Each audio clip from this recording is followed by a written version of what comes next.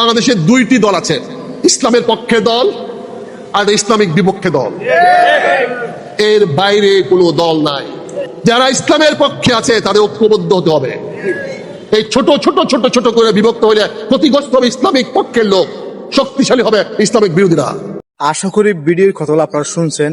তো আসলে আমারও কিছু মন্তব্য আছে। রাস্তা হচ্ছে দুইটা, একটা হচ্ছে জান্নাত, একটা হচ্ছে জাহান্নাম। আপনি কোন দিকে যাবেন সিদ্ধান্ত হচ্ছে আপনার। আপনার জীবন, আপনার লাইফ আপনি কিভাবে কাটাবেন, পরকালে কিভাবে কোন রাস্তায় যাবেন, এটা সম্পূর্ণ আপনার সিদ্ধান্ত। অবশ্যই মন্তব্য জানিয়ে যাবেন আপনি কোথায় যেতে চাচ্ছেন, জান্নাতে নাকি জাহান্নামে। অবশ্যই জান্নাতে যদি যেতে চান এই দুনিয়ায় আপনি সবসময় প্রতিহিংসার শিকার হবেন। মানুষ আপনাকে নিয়ে মিথ্যা তথ্য ছড়াবে, এটা হচ্ছে মেন নিয়ম। যুগ যুগ ধরে এরকম হয়ে আছে। রাসূল পাক সাল্লাল্লাহু আলাইহি ওয়াসাল্লাম সাহাবীরা তারা কষ্ট পেয়েছে, তারা মানে কি এরকম প্রতিহিংসার রাজনীতি তারা মানে সম্মুখীন হয়েছে, মিথ্যা তথ্য তাদের বিরুদ্ধে ছড়ানো হয়েছে। তো আসলে নতুন কিছু নয়।